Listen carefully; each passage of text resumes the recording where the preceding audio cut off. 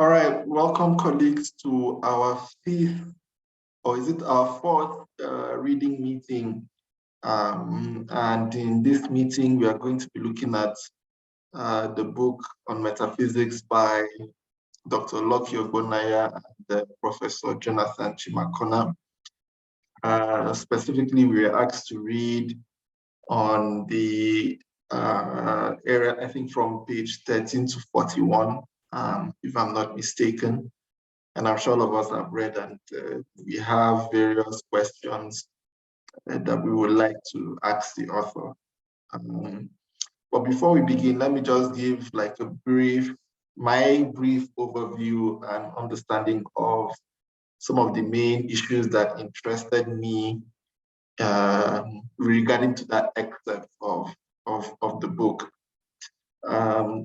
I think the main issue in that book, or in that part of the book that we read, was or is the idea of Mekoka.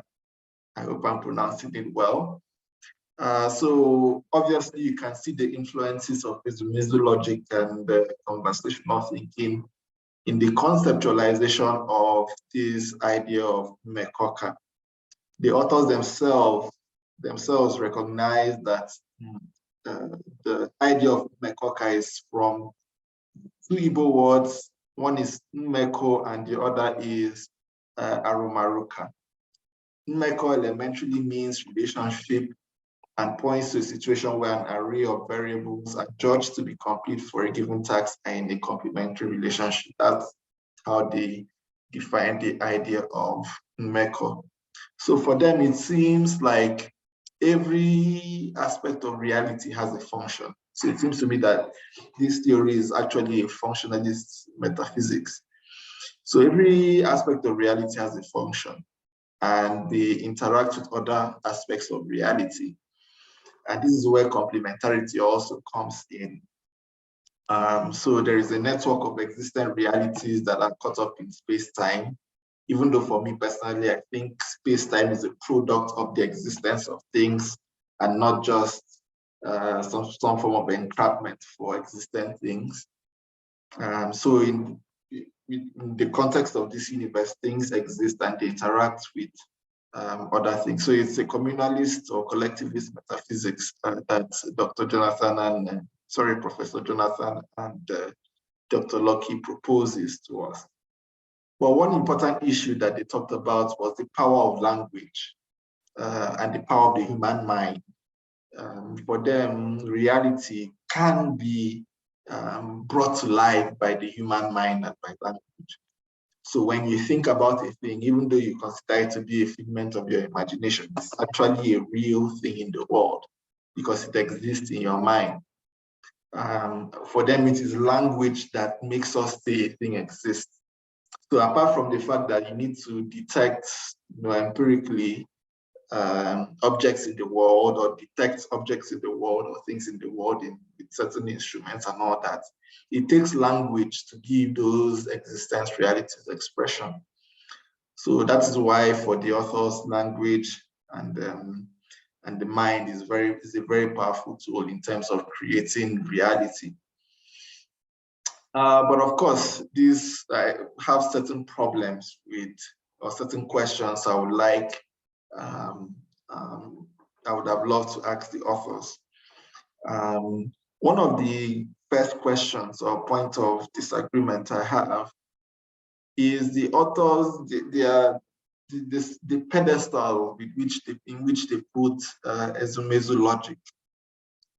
So they assume that the idea of Ezumezu logic and the method of Arumaruka or Mmeko are the foundational ideas, according to them, that distinguish a discourse in African philosophy from those in, say, Western philosophy or Asian philosophy.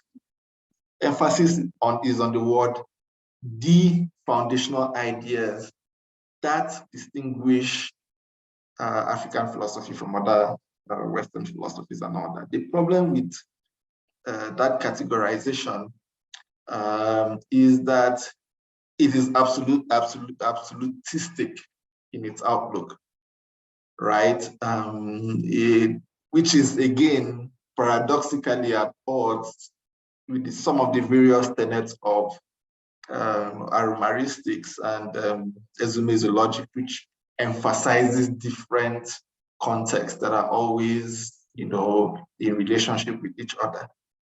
So when you say that exumesiologic or MECO or aromaristic is the foundational idea that distinguishes African philosophy, you're saying it is the only idea that exists that can distinguish African philosophy from other types of philosophy.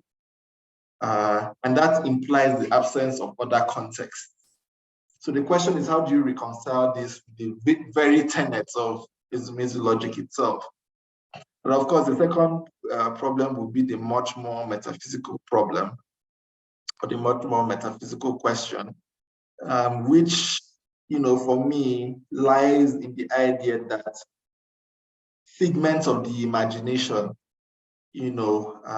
subsist as real things according to McCocker metaphysics. I have a problem with that because how can you say something that does not exist, something that exists, something that is, well, if you're a proto-phenomenalist, something that is just a presentation of brain states, exists outside those brain states as real things in the world, which is what McCocker metaphysics seems to say. But I have other questions, but I will not dwell on them. I'll allow other people to ask their question. Thankfully, Dr. Loki Ogbonaya is here, and I'm sure he can respond to some of our comments and questions and all that. So I'll leave it open to the floor. If you have any comments or questions, please tell us what you learned from the book, ideas that struck you, and then problems you may have with, or questions you may have for the authors. Thank you. So who is going to go first? Just raise your hands with the hands up emoji, and then I'll call you. Okay, Dr. Negedu. Yeah, good afternoon, and thank you once more. I hope you can hear me. Yes, I can hear you, but you sound a little faint. Okay. Can you hear me clearly now? Yes, we can manage. We can manage to hear you. Yes. Reading the chapter of the book on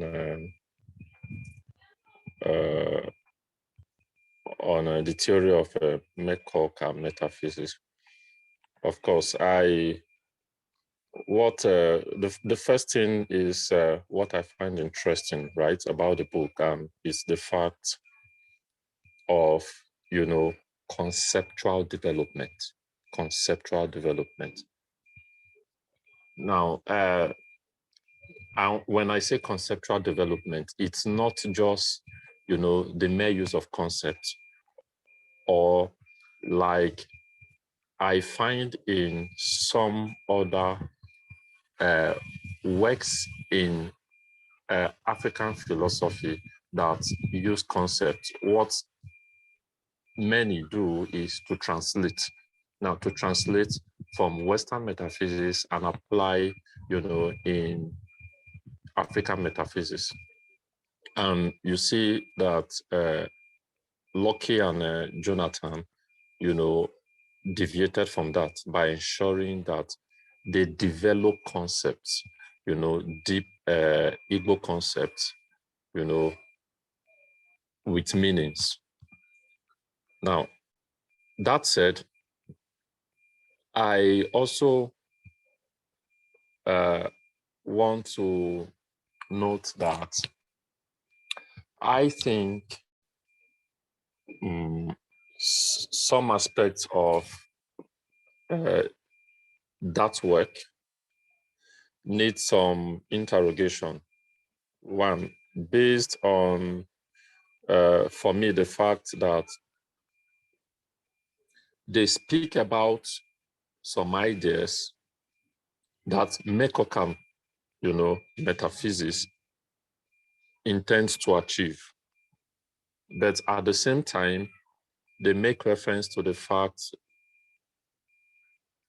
that, well, some ideas now, I give a typical example that the Mekoka metaphysician is interested in understanding reality as a whole. Then I ask myself, what does the Western metaphysician do? Does the Western metaphysician not try to understand reality as a whole through the concept of being? And if that is the case, then it's there anything that makes Mekoka metaphysics stand out beyond conceptual development, you know, from the understanding of reality as a whole?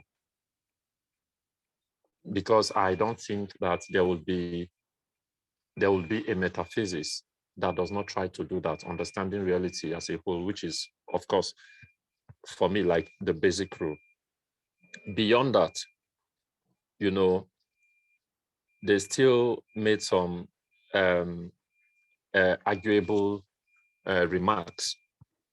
And it's the fact that, you know, when we imagine something, that when we can imagine something, then it appears that they exist at least nominally, even if not within our realm on Earth. But the fact of imagination of those ideas, you know, show that they exist. Now, then my question is, so can we imagine something? Can I imagine something? And at the same time, the fact that I imagine those things mean that they exist?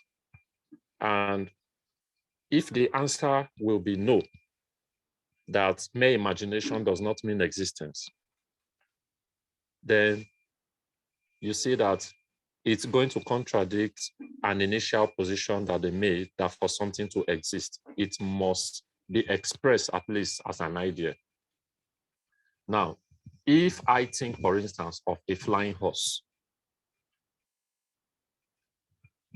and by mere imagination, it exists. So we can talk of the possibilities of, numerous possibilities of things in existence. So there is nothing that does not exist. But at the same time, if, like I said, we can imagine possibilities, everything is possible. Then if we are going to limit everything to possibilities beyond the things we can see, we can feel and touch, then it means everything exists potentially. So are we going to bother ourselves studying everything when we know that some things don't make meaning to us? For instance, like a flying horse. What does my imagination of a flying horse has to contribute when I know, for instance, that it doesn't exist? So these are issues, for instance, you know, I have to raise. And another is, you know, aligned to that is this concept of, pneumatology. Pneumatology that belongs to the sphere of nothingness for me.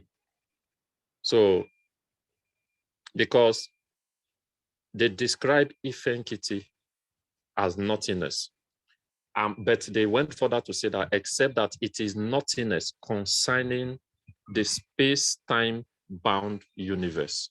So what it means is anything that does not exist within our sense perception falls within the realm of nothingness. So we are not saying they don't exist, but of course, they fall within that realm. So it means that nothingness in itself exists, but within another realm. Well, I understand that part, and I find that part, you know, interesting, you know, to interrogate. Well, for that is not a question, but generally, what I want to draw the attention to is the fact that when you talk of existence, you know, you have a sphere of, you know, nothingness, and at the same time that it exists. So the sphere of pneumatology, their sphere of pneumatology when you combine it with the fact that when you imagine something, that it means it exists, for me, it seems like, a contradiction. The fact that I imagine something and it exists, even if they don't exist in reality. So these are issues I think are lucky, and Jonathan should address you. Thank you.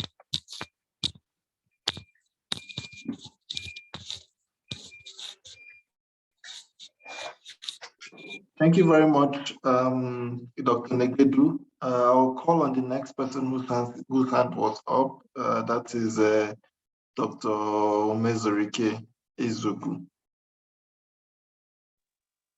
Thank you. Good afternoon, all. Can I be heard? Good afternoon. We can hear you.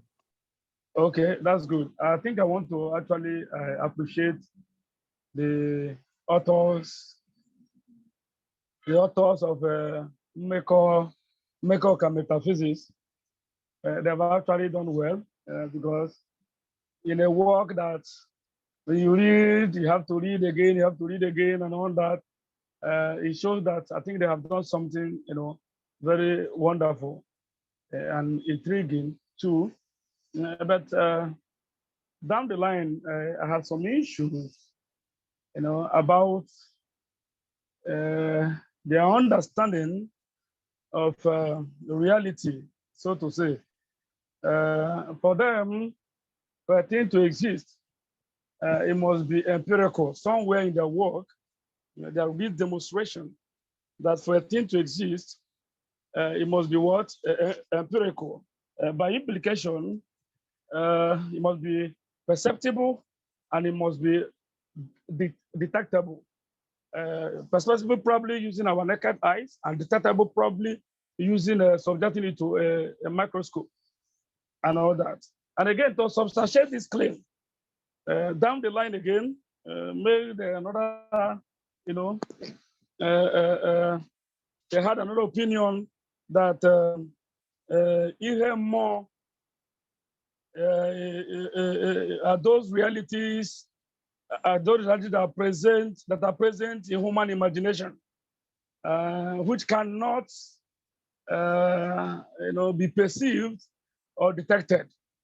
These are their words, not my words. But I have an issue, and that boils down to the fulcrum of this work itself. Because metaphysics, whether metaphysics or whatever metaphysics, I think everything boils down to metaphysics.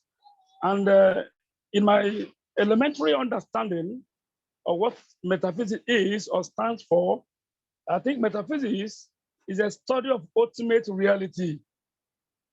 It's a study of what? Ultimate reality. Then, if metaphysics is a study of ultimate reality, I believe this ultimate reality, we're not talking about God here. It could be God.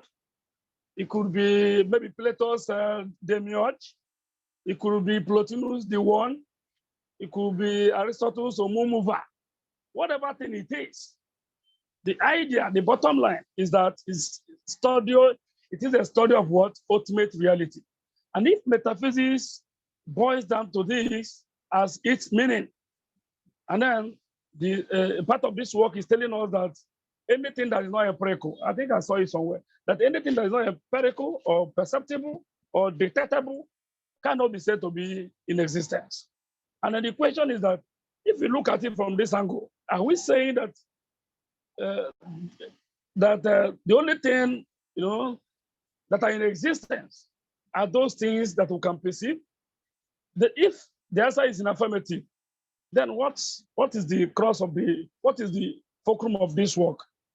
Because metaphysics for me is the study of ultimate reality. And again, you cannot even study of something because they said it is those realities that are present in human imagination. Maybe it's a human figment, fantasy, and all that. And I'm saying, because down the line, they are trying to prove that all these things is just what we imagine to exist, but probably in actual sense, they do not exist. And I'm saying, if things we cannot see, things we cannot see do not exist, then what is the essence of metaphysics itself? That studies of the ultimate, that studies about what? Ultimate reality. And again, when you talk about study of something, you cannot study something that is not in existence. To start with it, you cannot talk about studying of a thing that is not in existence.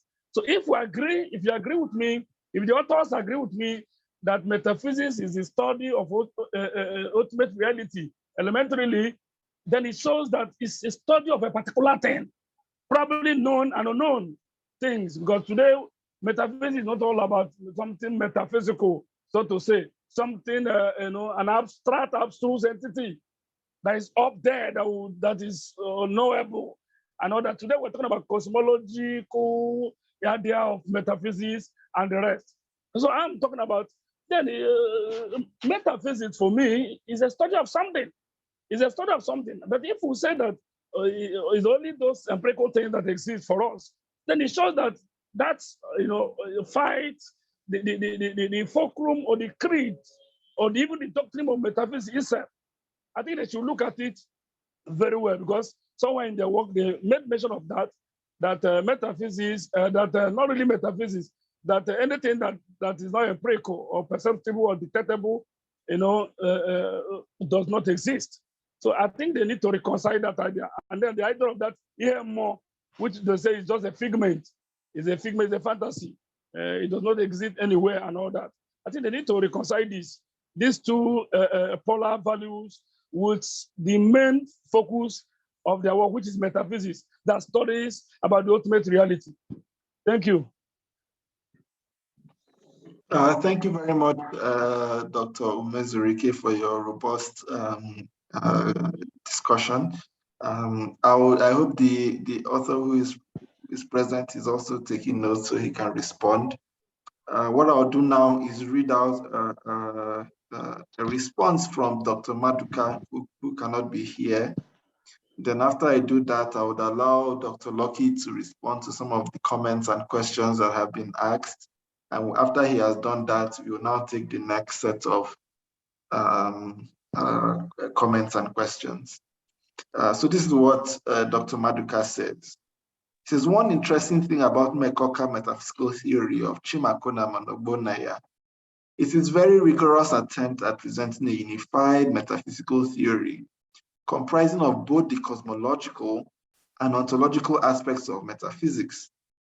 This is quite unique in itself and serves as one of the many positive qualities of the ideas expressed in the book, and particularly in that chapter 2. However, I have some worries and questions I would like the authors to rethink their positions on. The authors seem to reject other metaphysical ideas in African philosophy as not qualifying as African metaphysical theory on two accounts. One, they lack explicit expression of a background logic. And two, they are only ontological exposition of ideas and concepts in African metaphysics. First question, does the absence of an explicit expression of the background logic driving a discourse in African philosophy truly disqualify such a discourse from passing as an African metaphysical theory, even when the logic of such discourse or theory is implicit or implied?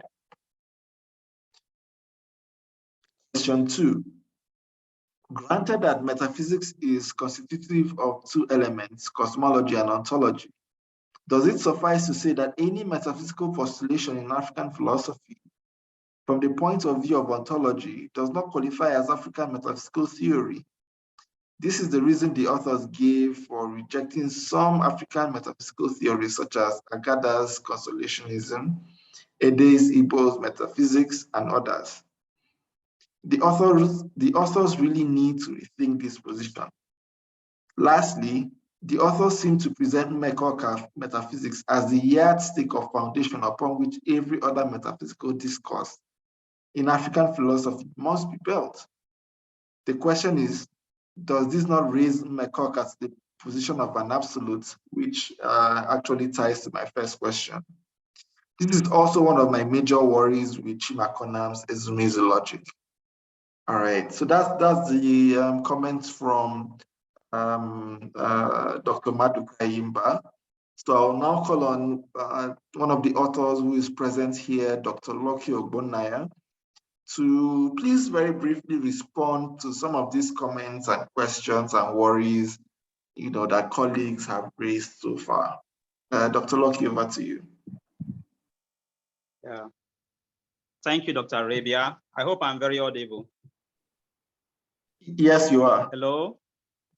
Okay. I thank everyone for the questions so far raised. I'm sorry that it's raining down here in Ecom, where I am presently.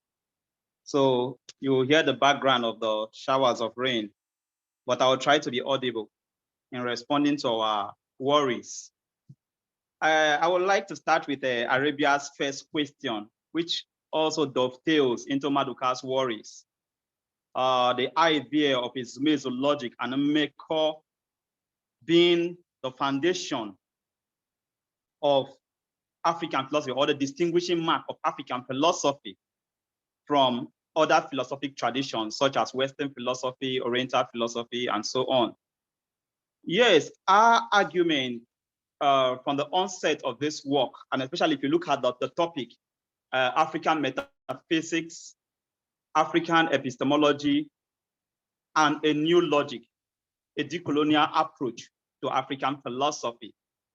There is that problem of trying to push away every other philosophic tradition as a philosophical tradition that shouldn't be considered when doing African philosophy.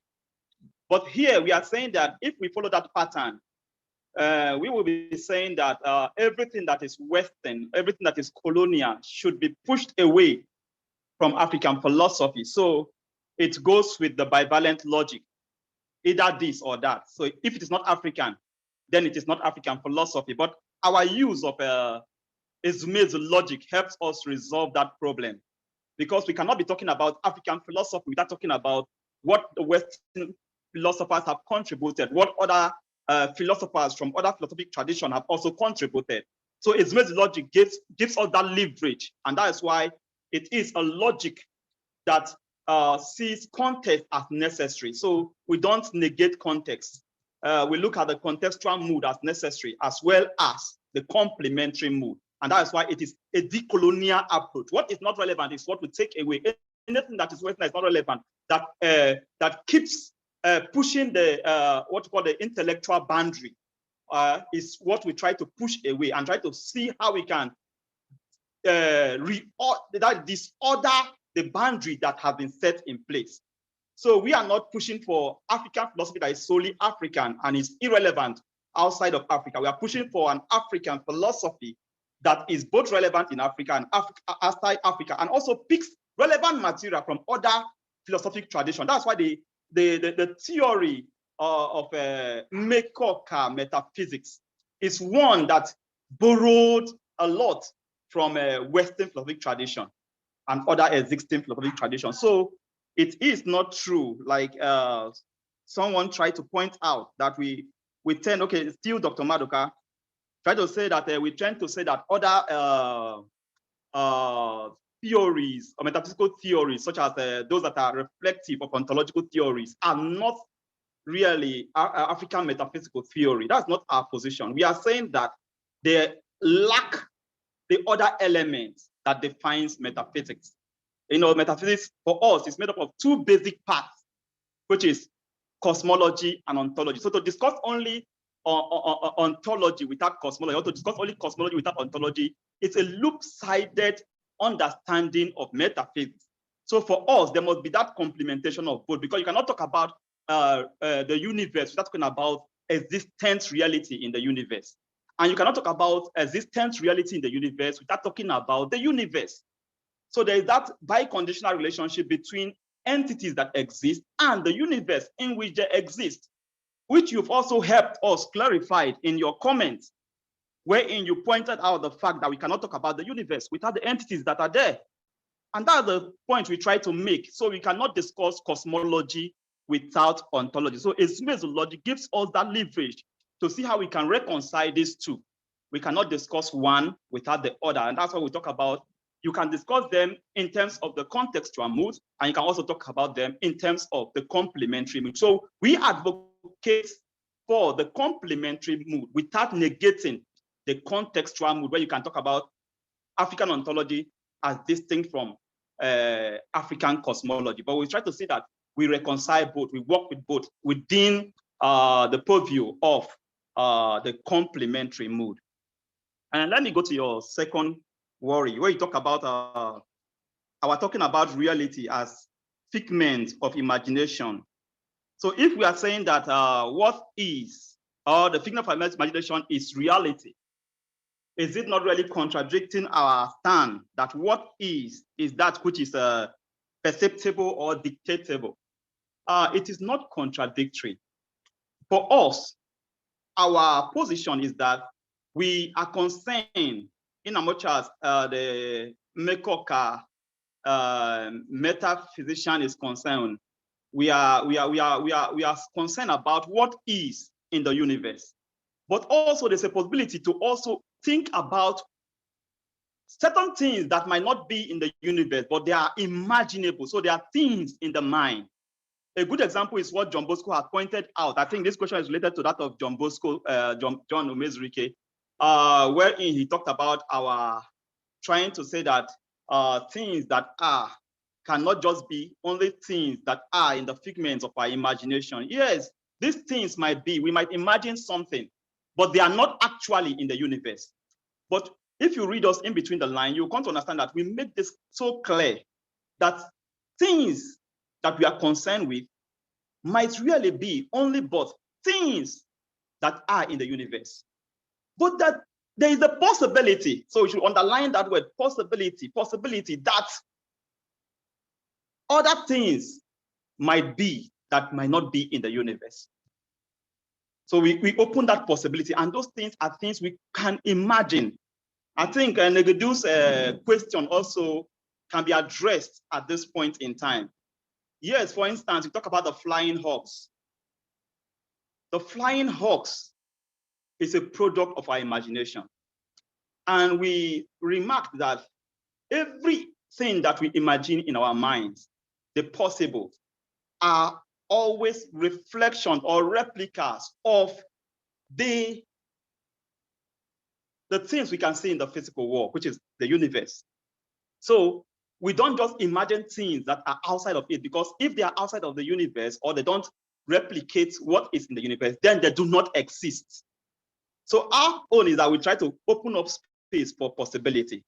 What if we say there are other universes outside the universe that we find ourselves, and we say, okay, there is none because we've not been able to verify it empirically, or we cannot really perceive them, or we cannot dictate them, then we are throwing away the possibility of them existing. So for us, there is that openness that our imagination can still pick up reality, and we can try to discuss this reality. That's why we talk about when you are trying to discuss cosmology, we talk about the cosmos as that which can be expressed, as that which we can interpret, because reality, the cosmos, are things that are encoded.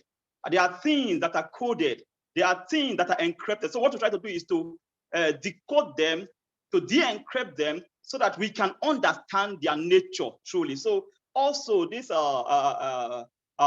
figments of our imagination, we can try to interpret them. We try to also decode them so that we can understand it better.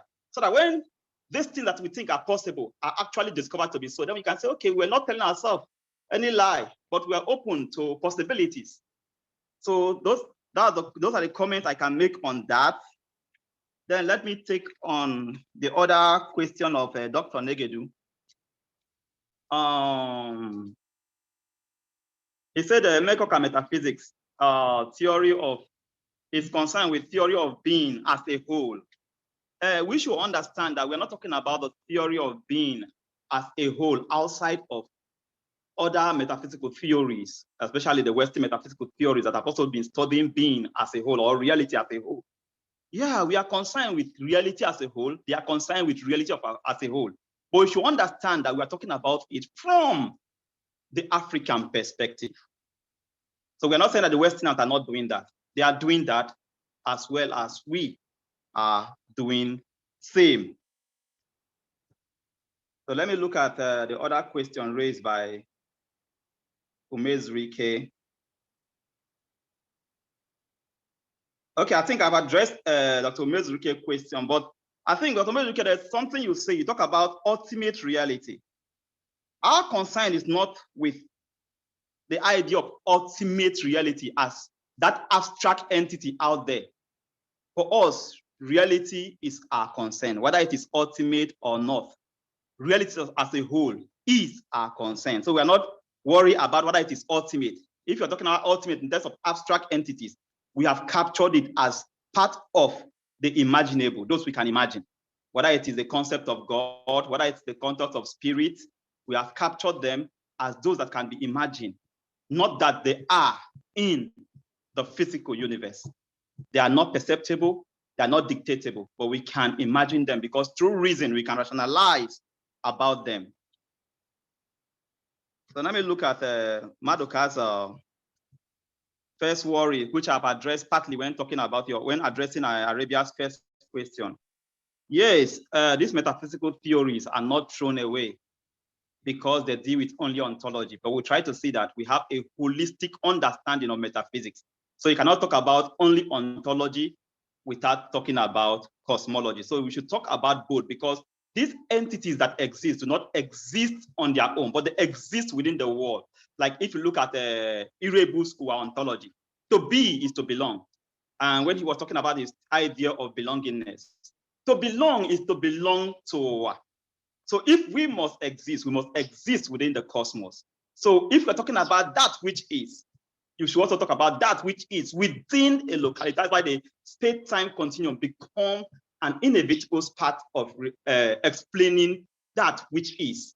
And I like the way you put it, that the space-time continuum does not exist, being does not exist for it, but it is being that defines the space-time continuum. That is true.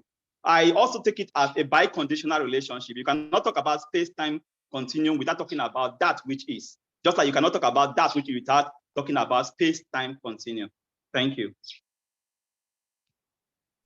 Thank you very much, Dr. Lucky. But before I allow other people that raise their hand to speak, you can also raise your hands now.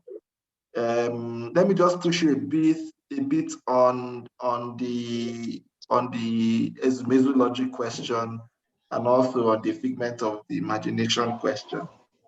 With regards to the Ezumezu logic question, I mean, the book itself, it's quite clear what the two of you say in the book, which is that Ezumezu logic and maybe 4 o'clock or 5. So let me just get. Okay, that Ezumezu logic and Meko are the foundational ways of distinguishing African philosophy or whatever from other types of philosophy.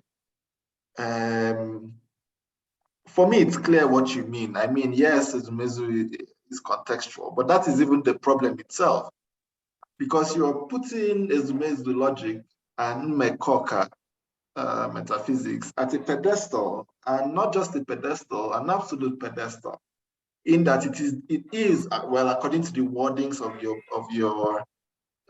the literature, maybe that is not what you meant, but according to the wordings of the book itself, you put Ezumezu logic and Mekoka at a pedestal, and there is no other sort of metaphysics or logic on that pedestal. You make it the absolute, by your own wording, the absolute signifier or distinguisher between African metaphysics and non-African metaphysics, such that, like in Maduka's question, if you do not define your ontology on the basis of Ezumezu logic, for instance, then that's ontology, that metaphysics you're trying to develop, is no longer African philosophy or African metaphysics.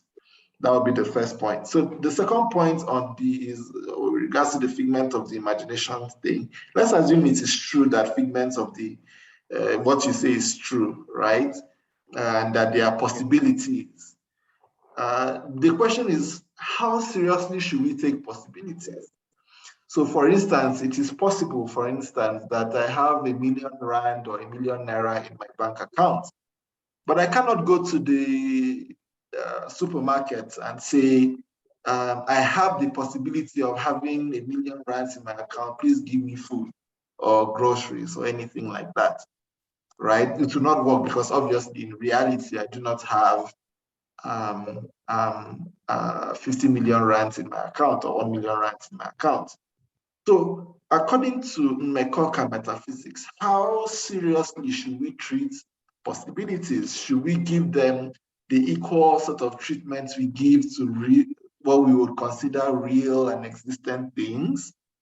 Do we examine the human anatomy the same way we examine the anatomy of the flying horse? Do we spend so much time, examining it in that way?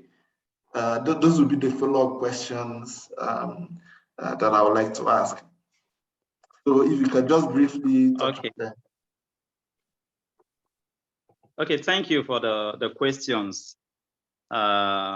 Yes, it's possible for us to look at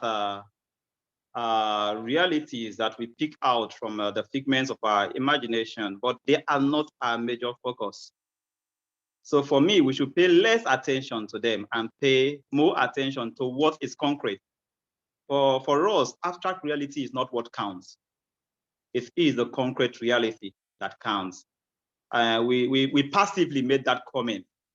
But with your question, the truth is that our focus is not on the abstract reality. It is on concrete reality. That's why our focus is on what is perceptible or dictatable. But we also make room for what is possible, which is what is imaginable. So we don't pay attention much more. So our advice is that we shouldn't pay attention much more to what is imaginable. We should pay attention to what is perceptible or dictatable. Then back to the logic question. Yeah, if you've read my critique of Chima Konam's logic foundation of African philosophy, I don't agree completely with Chima Konam's position. But you should know that it's a combined work, and the view of your boss would always stand out. While I hold a different view, but on this, you should note that his view is above my view. So I can only make some suggestions and contribute my quota while he modifies it to what suits his position. And his position had been that Ezeume's logic must be the foundation of African philosophy, or the distinguishing mark of African philosophy from other philosophic traditions. So please, just I think he would address this issue himself. Thank you. Okay, sorry, can I comment, please? No, please. There are some of us, we have hands. Yes, sorry, Loki did not really address my question. Okay, Dr. Umezurike, please ask your question very briefly. You have 30 seconds. Okay, not really a question, but I just want to point it to Loki that if he's talking about perceptible realities, what we call detectable realities, are they still talking about African metaphysics? I think that's my question, because I acknowledge the fact that it's not all about abstract entities. You understand? We can talk about physical realities too in discussing of metaphysics. But then, from what he says, it's as if you have denied that the existence of supernatural realities or that kind of absolute or supreme, beings and all that, in this that work. I think they have really denied that. And for me, if you deny that and deny the idea of the notion of chi, for instance, like our forefathers in Igbo, for instance, what they regard as chi, what they regard as all this, and they believe in this, and they believe they exist. And that is why during incantation and all these things, they can give this thing, color to these things and food to these things and tell them, please do this and do that. They believe they exist. And you cannot be talking about African metaphysics and deny and say you're talking about concrete things, so to say. So I think that's my little reaction to the way he addressed my question. Thank you. All right, thank you very much, Dr. Mezurike. We will just take the hands that are up. Before Nelson, I saw Dr. Eloka's hand up. I don't know if he still wants to ask his question. Dr. Eloka, are you there? If he's not there, Mr. Amaobi, could you then ask your question? Okay. Afternoon once again. Let me just go straight to what I want to say. Actually, the majority of the things I want to do here is going to be more of a defense rather than a critique, because personally I find the book quite robust, and maybe a little clarification here and there. Let me just start by interjecting at some point, or possibly with the permission of Dr. Locke, shed some little light to some of the questions that may have been asked. Number one, I feel that, or I think, and I believe that the reason why some of us may have challenges with this work is possibly because of our cultural ontology. By that, I mean, maybe those of us who are not necessarily born or bred from the Igbo culture. That's why sometimes some of this concept can be pregnant with some kind of confusing meanings. However, to the question of Dr. Negedu, that was asking about the idea of flying house as that which is imagined, and then stating that is it that it does not exist. If we look at the work critically, I think there was a place where they were talking about the three approaches to studying the universe. They talked about the notion of Nkowa, they talked about the notion of Untapia, and then the notion of Arumaroka. By Nkowa, they are talking about expression or explanation. Now, in another point, we must understand from their work, I believe Dr. Locke is here, he will further corroborate or interject. The work, they are saying that, in my own readings, the understanding that African metaphysics, for something to be knowledge, it has to be humanized, just like Ijoma was talking about humanizing epistemology. It is the human person that gives credibility, that gives authenticity to anything that exists. So if the human person cannot perceive, either by thought or by observation or experimentation or empirical verification, if the human person cannot perceive reality, such things that cannot be perceived by the human person does not exist. Now, talking about the idea of a flying horse, they made a concept, they talked about the idea of Ife Nzube. By that, they are talking about the complementation, where anything that imagines, they said that there are some aspects of things that is imagined that can be said to exist, even though they have the possibility to exist, even though they, in concrete terms, they are not in existence. For example, when you talk about the idea of a bird and then an elephant, that if you take the characteristics of a bird, you take the characteristics of an elephant, you unite them together to complement, where they talk about the complementary mode, where they arrive at what they call the Ife Nzube. That at that point, those concepts, those realities outside of the realm of the physical can be said to exist. Why? They have the possibility to exist, even though they are not existing in concrete terms presently. In the future, they could exist, because they talk about knowledge as past, present, and futuristic. In that sense, they also argue that, like the idea of this a horse with wings, we have an understanding of a bird with wings. We have another understanding of a horse with strength. So when you unite their characteristics or their features, you could have a flying horse. So even though the idea of a unicorn or a flying horse does not exist in the physical presently, they have the possibility to exist. Why? Because there is a bird that is categorized under what they call Ife Nu, that's what is in above, and then Ifowa, Ife Dinezi. Ife Dinezi is that which exists in the state of affairs, as a state of affairs. We know what a bird is, we know what a horse is, So I think that is the point where we may be having a little confusion.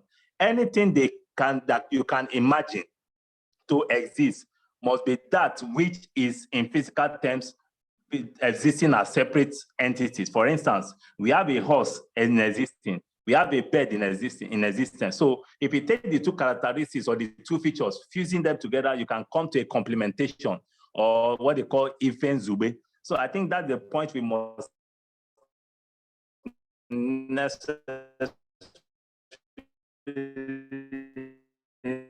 to consider.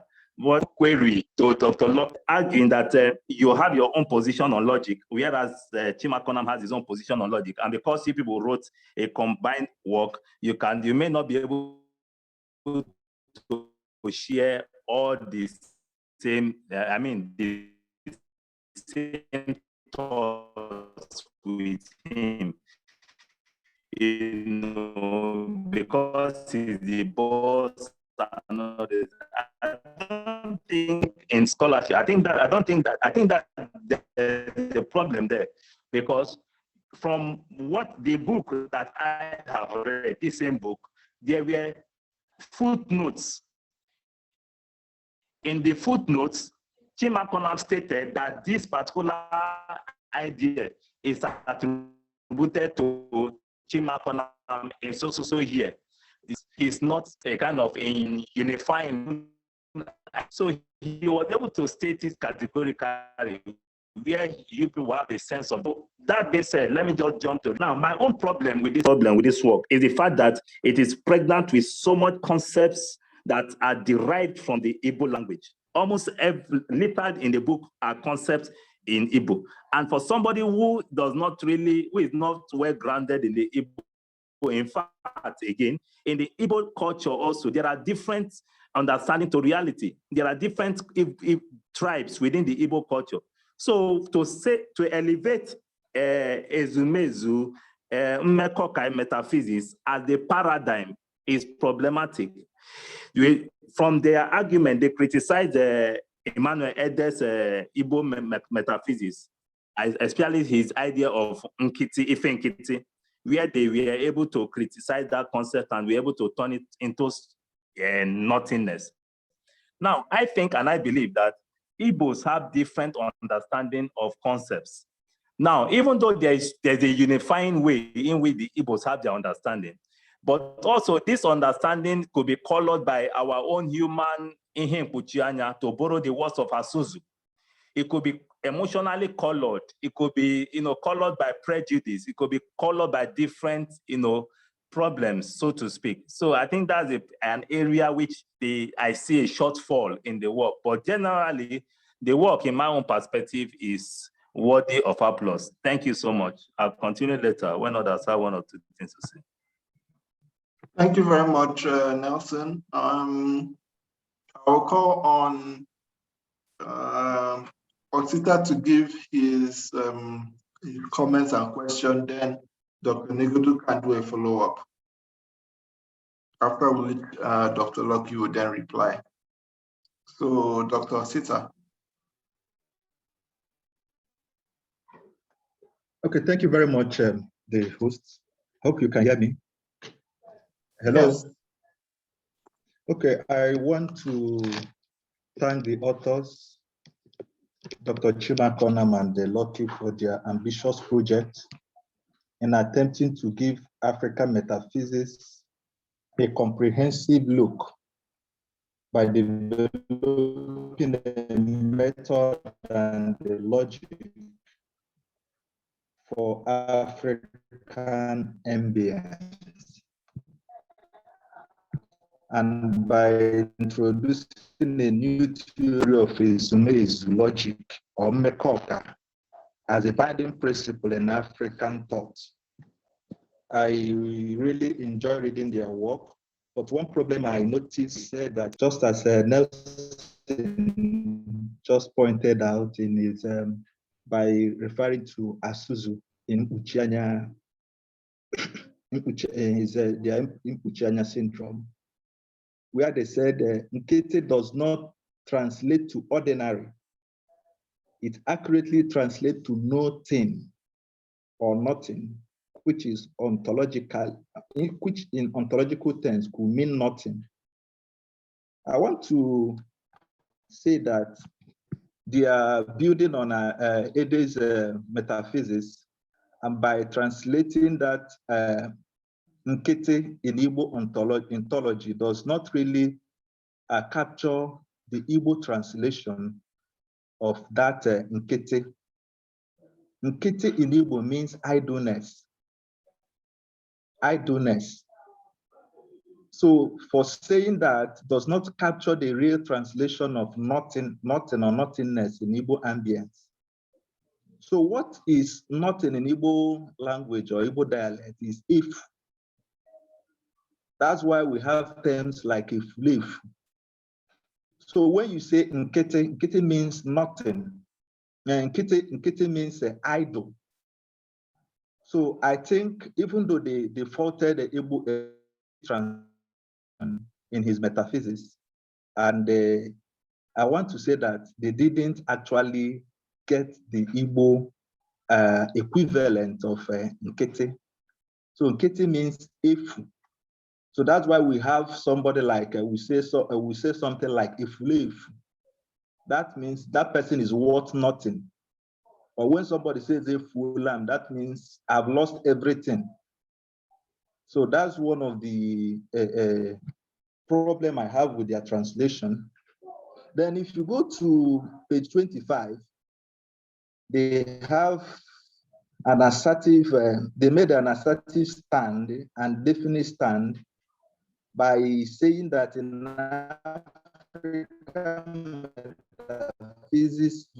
African metaphysical vision exists if humans do not know it.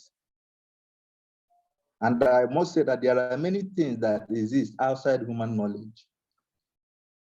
There are certain things within the knowledge or the purview of animals that humans don't know or count as knowledge for human beings. A dog knows many things that humans don't know. That's why we use them sometimes in embassies. That's why you use them in airports to discern certain things that we cannot see. That means they have certain knowledge and those knowledge are in existence. That's why we use them for our security apparatus. That means they know many things that we don't know. So to say that that anything at all, for anything at all to exist, if it is that in human African metaphysical vision, it is not possible for if humans live and is elusive. So because there are many things, and they even contradicted themselves in page 26, line 8, where they equally in their Nkua explanation that anything that cannot be expressed does not exist. And I say that there are many things that exist that can be expressed. And there are many things that exist strongly in our mind. Sometimes you can say that I can't describe this, but it is real. So there are certain things that exist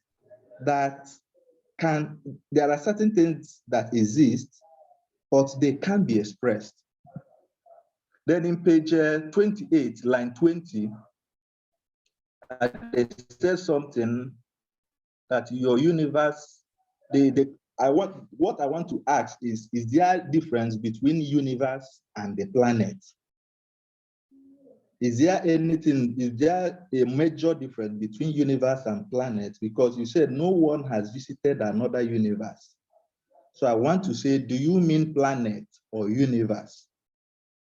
Then coming back to my question, before the diagram, you made mention of Ifemwo are those realities that are present in human imagination, which cannot be perceived or dictated.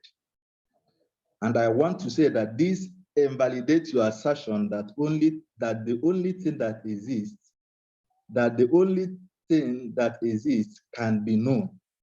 So these are the problems that I see in their breakthrough book, which is exciting, and I must commend them for the wonderful work they did. It's very ambitious. Thank you very much. Thank you very much, Dr. Sita. I will then allow Dr. Eloka, whose hand was up since, to ask his question. Then I would ask Dr. Loki to respond, then come back to Dr. Negedu. Okay, 1 minute. I don't know. Where to look. Hello, can you hear me? Yes, Hello. yes, I can hear you. Okay, I want to thank the authors for this wonderful article. What really captured my attention in this book was the way they used linguistic expression to articulate metaphysical terms from cosmology and ontology.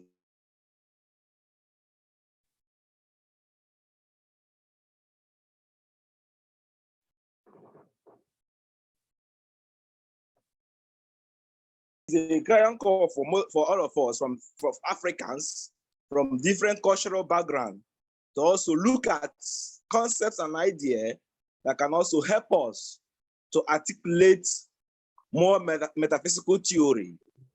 But then my worry is if we decide to articulate metaphysical theory from different linguistic backgrounds, could we still be able to unify a metaphysical theory that will have universal appeal, since each individual wants to articulate metaphysical theory from his linguistic background or cultural background? How then can we have a unified African metaphysical theory that will have universal appeal?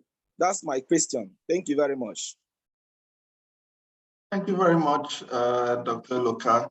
So Dr. Loki, over to you. And then when you're done responding, I'll come back to Dr. Negedu and then I'll read some stuff in the chat. Okay. I would like to start with the question raised by Eloka. Yes, we might have articulated our metaphysical theory using the Igbo language, but we did so through what we call conceptual articulation. We picked up some Igbo concepts and expressed them in English language. So we did a lot of explanation of this Igbo concept. And in most cases, we gave the ordinary meaning of the word, the Igbo word we are using, and try to see how other scholars might have interpreted this word. A good example has to do with the idea of Ifenkete they have talked about, which also Osita has raised in this discussion. And we demonstrated that although he sees Ifenkete as ordinary thing, we don't really buy into that idea. We try to say that it is that which is not. And that's why we equated that particular concept to nothingness. Not that nothingness, that it is the negation of being, but it is that which is not in the universe. So also you should understand that African philosophers can philosophize using a conceptual articulation. But the main thing is that they must express it in a language that is universal, that others can understand the interpretation they give to their concept or the African concept they are trying to philosophize on. For instance, Ramose articulated African philosophy using the concept of Ubuntu, and he gave a good explanation of what Ubuntu is. Asuzu did the same with Igbo Idanda and other Igbo words, such as Ihe Nkpuchianya, Obioha, and so on and so forth. But he gave good explanation of this words, these Igbo words, so that when you read them, you will have an understanding. And also we should note that we are not just struggling to give a theory of reality that everybody must accept. We only have to contribute our quota, and doing so from our African linguistic heritage helps us to be original and innovative. That is what we've done here. And that's why you see us use a lot of Igbo words to express our ideas. If we've done that by just explaining them in English language, we might not have brought the idea, we might not have brought out the idea the way it is in our mind. So you should know that as Igbo scholars, we think in the Igbo language. Even though we've learned to speak the English language, we still think as Igbo. So the Igbo linguistic worldview informs our philosophizing. That's what we are doing, and that's why we are asking others to do the same, but also to explain it such that others who are not from within their linguistic background would also have an understanding of their expression or any of their linguistic or rich African expression they have used. So with that said, let me try to address some of the issues Osita have raised. Osita, please note that our argument is that knowledge is anthropocentric. Knowledge is anthropocentric. So when we start talking about reality, we're talking about reality with respect to how humans understand them. How do we know about them? So it is true that there are other things that we might not know. But we don't say that they do not exist, or people don't have, or others don't have knowledge of them, or other entities don't have knowledge of them. They are, and they do exist. We don't negate them. That's why we still keep them within the wall of possibility. There are entities that are possible. It is possible that they exist. We don't negate them, but we pay more attention to what we know in terms of perception or in terms of imagination. If we can perceive them empirically, fine and good. If we can imagine them, then we can discuss them, we can express them, we can discuss them. So please, also your first question, I think I've addressed it passively. We should know that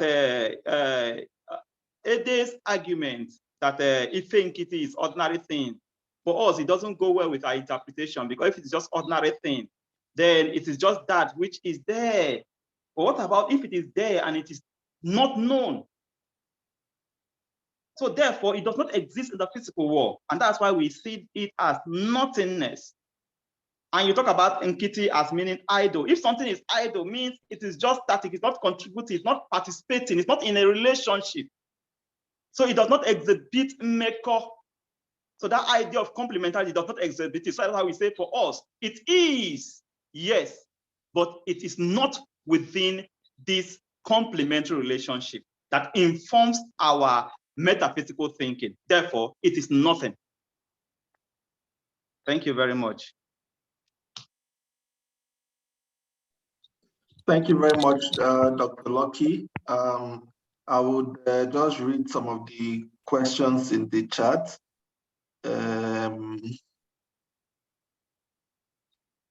Okay, Dr. Christiana is saying, is tangible or perceptible reality completely independent of what we call abstract reality? Or are we not subjected to Asuzu's in a wider sense?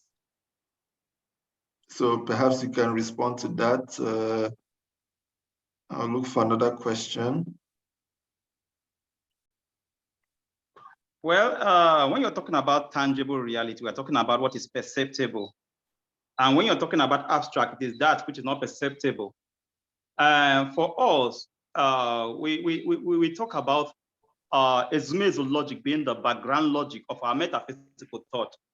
This gives us the leverage, this logic gives us the leverage to say that we cannot just talk about the tangible without talking about the abstract.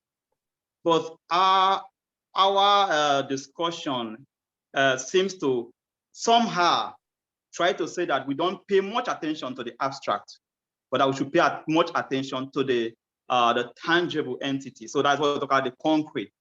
But we do not really throw away the abstract. So we can discuss both. Like when we're talking about the mind-body problem, we cannot talk about the mind as that which does not exist simply because it's not tangible. We cannot see it. We cannot touch it. We cannot feel it.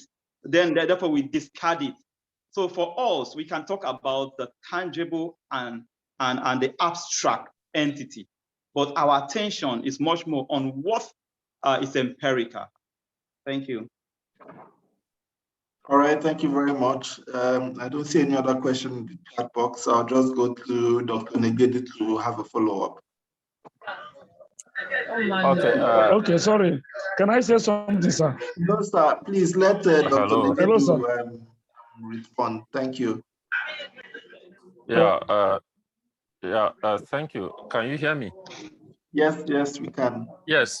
So, mine is more of a contribution to some issues ranging from our responses and our questions. First of all, Dr. Christiana has even responded to an issue I wanted to raise in the chat box. Of course, if we are reading the chat box too. And, I want to add that when you talk about using an aspect of a variety of the Igbo language to philosophize, you see, it's not more of an absolute.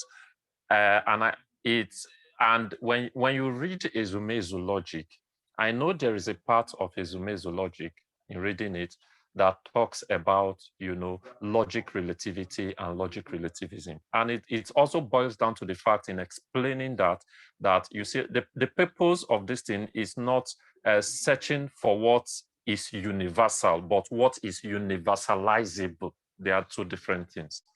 It's not they are not making it universal, but they are saying that it is universalizable. These are two different things. So I think, the use of Igbo language is not even a problem. For me, it's even more of a strength. And I think, Simon and myself raised that, when we, wrote an article, of course, which we are waiting. And you see, it was Heidegger that told, Victor Farias that Spanish isn't a language of philosophy.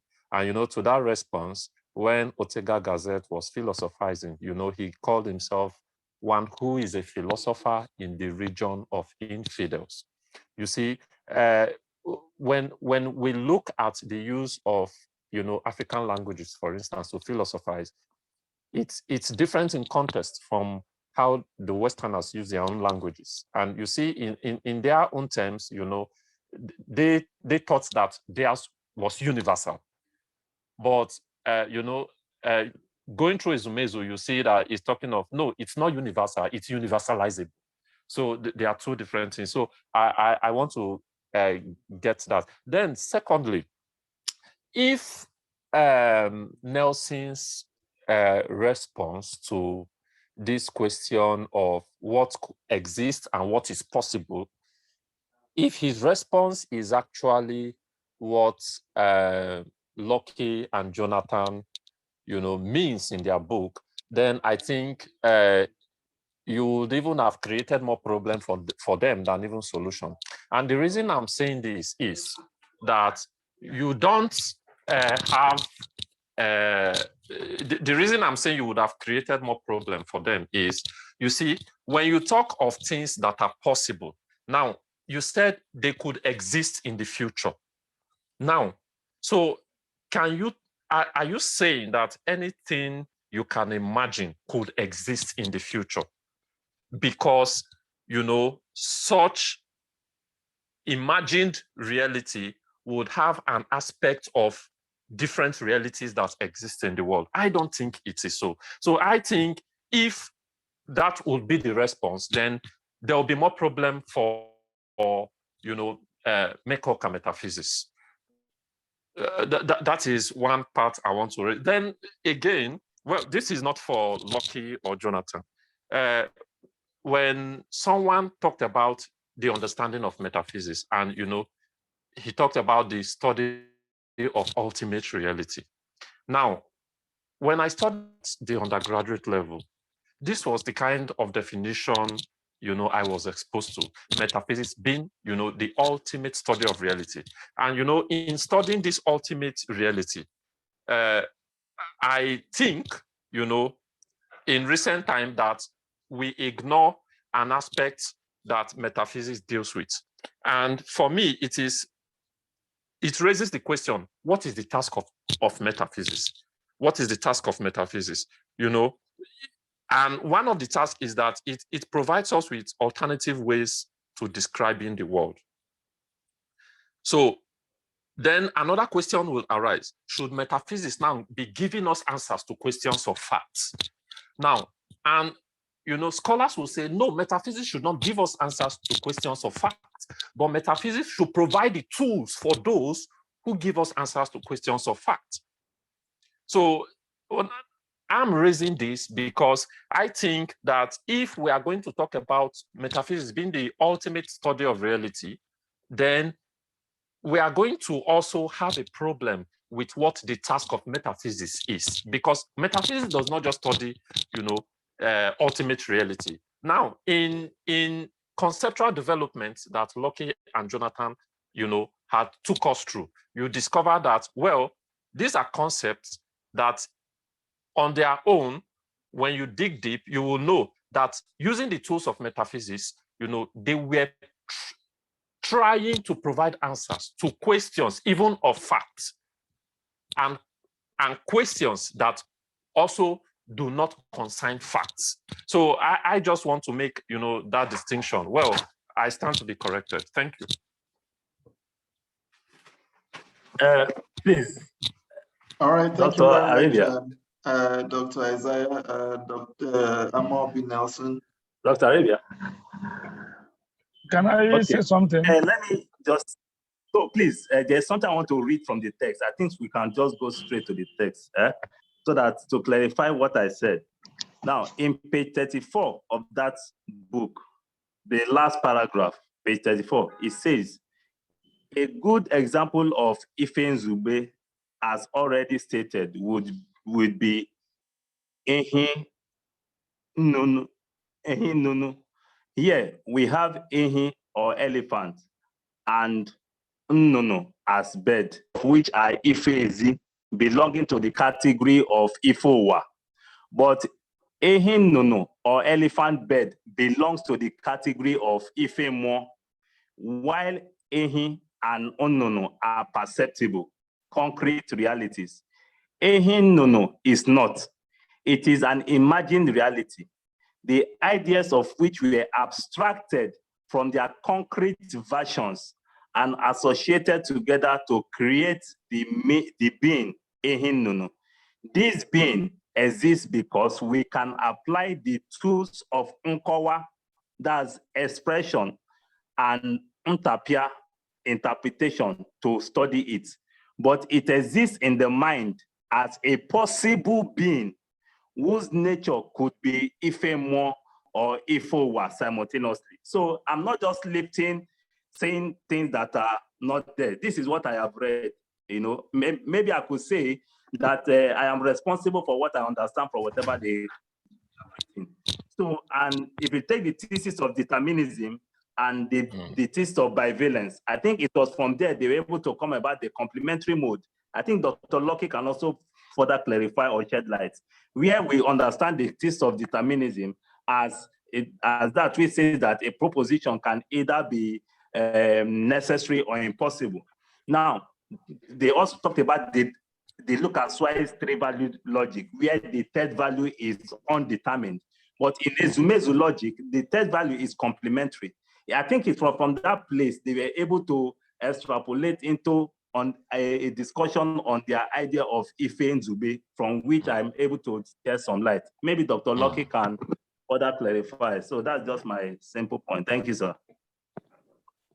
All right, thank you very much. I know Dr. Mezerike has been itching to speak, so Dr. Mezerike, here's your chance. Okay. Thank you so very much. I don't think my own is not a question as such. It's just in line with the speaker who talked about the concepts that the two authors used, Igbo concept to be precise. And somebody have really reacted. Negadu, I think I've said something in that respect. There's nothing wrong with that. So I think that answers even Nelson's question of complaining that this Igbo concept and all that. But I think my problem there is, of course, I'm from Igbo. So I thank God for that and all that. But there's a problem there because they are using Ihe and Ife simultaneously. And I think I'm of the opinion that they should stick to one so that people will understand what they're talking about. In Igbo, we have what we call Olumba. That is, maybe let me say indigenous language, so to say, to a particular community and all that. And we have what we call Igbo Izube. That's the general one, which all of us, if I speak, an Ebonyi person will understand me, an Anambra person will understand me, an Imo person will understand me. And I think that's the appropriate thing to be used here. But they use Ihe more, which is correct. But the other one to say, Ife Nkete, Ife, that Ife is not, it's just an Olumba. It's not a general Igbo. A general Igbo should be Ihe, not Ife. All this Ife Nkete, Ife, and Ife, that F pronunciation, it should be Ihe, not Ife. I think they should look at that critically because you cannot be talking about Ife. Ife is just like probably an Onucha person will tell you Ife. But the general Igbo, the Igbo that's probably in WAEC, who can write. But if you use most of these things they are using as Igbo language, in WAEC you fail. So I think we should use a general.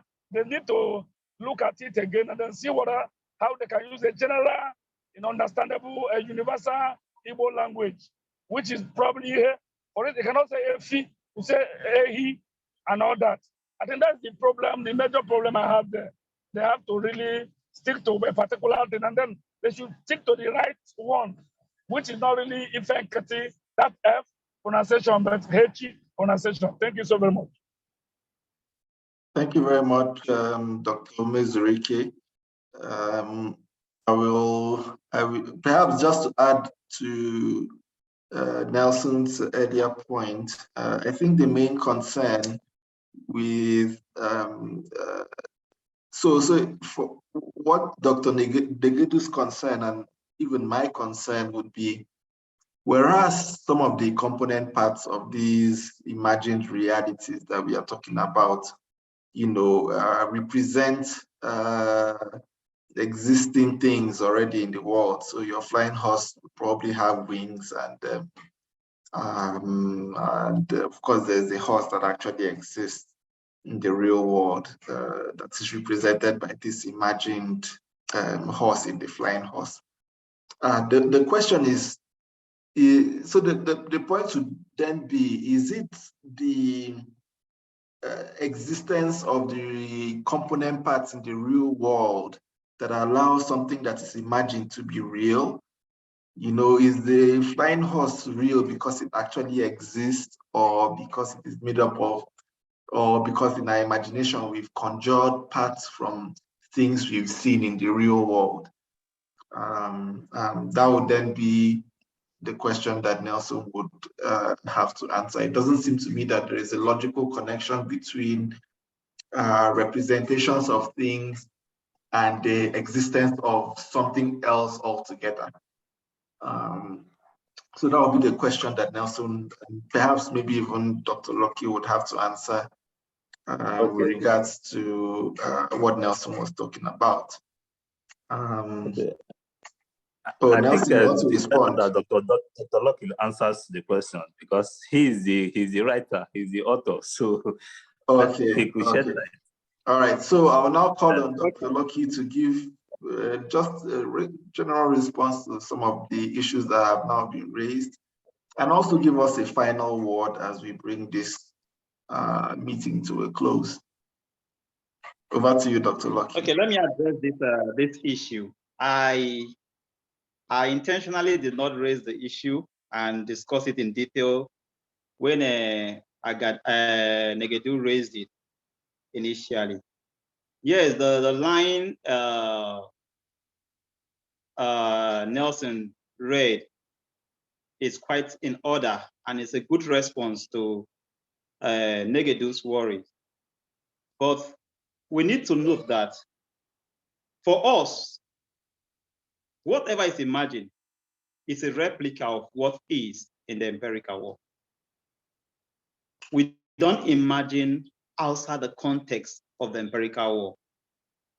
So when you're talking about the Kantian division of the phenomenal and the nominal worlds, you see that his idea of the nominal world is just the replication of the phenomenal world.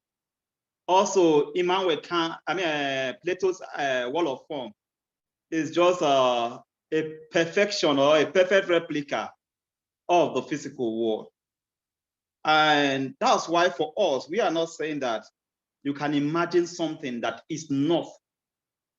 We always imagine things that are within the perceptible world or the detectable world. So that's why if we are talking about a flying hawk, we're talking about a flying hawk within the context of the things we can really see in this world, in the physical world. So that's why when we are talking about a flying hawk, we're talking about the existence of a hawk, and then there is the existence of things that flies, such as bird. So we just have to attach the bed of the feather of a bird or the wings of the bird to the hawks. So it becomes an imagination. But we should note that our imaginations are thoughts, and thoughts are realities. These realities might not be empirical realities, but they are realities because they can be imagined, they can be expressed, they can be interpreted, and they can be engaged with by other scholars. When once they are expressed, they are interpreted. Other scholars can also reinterpret them through conversation. So our thought is that in as much as we can imagine something, it is, though it is not concrete. This is the point we've tried to make in that work. And that's why the idea of interpretation, engagement, and expressions are very vital when you talk about Mekoka metaphysics. Thank you. Thank you very much, Dr. Lucky, for that final word. I'd like to thank everyone for coming to the meeting. I'd like to thank Dr. Lucky for being here and for graciously responding to our comments and to our questions. And to everyone who has asked a question or made a comment, thank you very much. Very much appreciated. And for those who have attended, thank you. Our next meeting would announce our next reading meeting in due course, maybe later today or tomorrow, and what we are supposed to read, and then I'll make the announcements. Thank you very much for coming through. Have a nice weekend. Goodbye. Thank you. Thank you. Thank you so much. Thank you. Bye. Thank you. Thank you very much. Thank you. Thank you very much. Yeah. Pressure on gas.